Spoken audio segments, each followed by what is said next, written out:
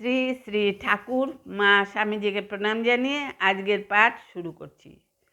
ধর্ম মহাসভার অধিবেশন শেষ হলে স্বামীজি একটি বক্তৃতা সংসদে যোগ দিয়া Chicago, Saint Louis, Detroit, Boston, Washington প্রভৃতি আমেরিকার প্রধান শহরগুলিতে বক্তৃতা দেয়া বেড়াইতে লাগিলেন। পরে এই সংসদের সঙ্গে সম্পর্ক ছিন্ন করিয়া তিনি স্বাধীনভাবে প্রচার করিতে থাকেন।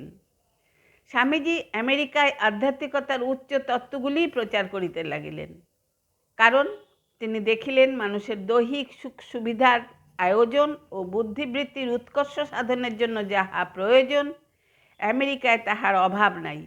এ দুটি বিষয়ে সে বহুদূর উন্নত। রাজসিকতায় সাধনা করিয়া তাহার প্রভাবে মনের তামসিকতাকে সে কাটাইয়া উঠিয়াছে। মানুষ হিসাবে সর্বাঙ্গীন উন্নতির জন্য এখন তাহার প্রয়োজন শুধু মনের অধিকতর উৎকর্ষ সাধন, আধ্যাত্মিকতার সাধনা। জগতের যত শাস্ত্র আছে তন্মধ্যে কেবল ইহারই বেদান্তেরই উপদেশাবলীর সহিত বহিঃপ্রকৃতির বৈজ্ঞানিক অনুসন্ধানে যে ফল লব্ধ হইয়াছে তাহার সম্পূর্ণ সামঞ্জস্য আছে। স্বামীজি বলিয়াছেন, আদর্শ জীবন যাপন করো, উহাই সর্বশ্রেষ্ঠ প্রচার। 1895 খ্রিস্টাব্দের জুন মাসে নিউ ইয়র্কে নিয়মিতভাবে ক্লাস লইতে আরম্ভ করিলেন এবং ওই বৎসর গ্রীষ্মকালে 1000 আইল্যান্ড পার্ক নামক প্রাকৃতিক সৌন্দর্যে ভরা একটি বাগান বাড়িতে কয়েকজন অনুরাগীকে সঙ্গে রাখিয়া তাহাদের আধ্যাত্মিক জীবন গঠনে বিশেষ মনোযোগী হইলেন। যেখানেই তিনি যাইতেন সেখানে বিপুল জনসমাগম হইত তাহার কথা শুনিবার জন্য।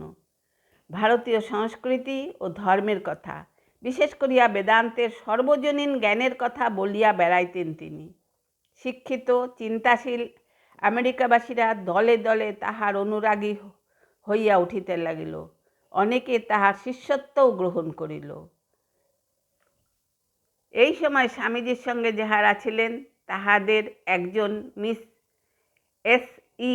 ওয়াল্ডো স্মৃতিকথায় লিখিয়াছেন, আমরা নির্বাক হইয়া বসিয়া পরম আগ্রহ ভরে তাহার অপূর্ব জ্ঞানগর্ভ কথামৃত পান করিতাম। স্থানটি যেন সত্যই পুণ্য নিকেতন ছিল। এই সময় স্বামীজি তাহার হৃদয়ের দ্বার খুলিয়া দিতেন। মনে হইত সূক্ষ্ম শরীরে তাহার গুরুদেবী যেন তাহার মুখ দিয়া আমাদের সঙ্গে কথা কহিতেছেন। আমাদের মধ্যে 2 জন সেখানেই সন্ন্যাস দীক্ষা গ্রহণ করিয়াছিলেন।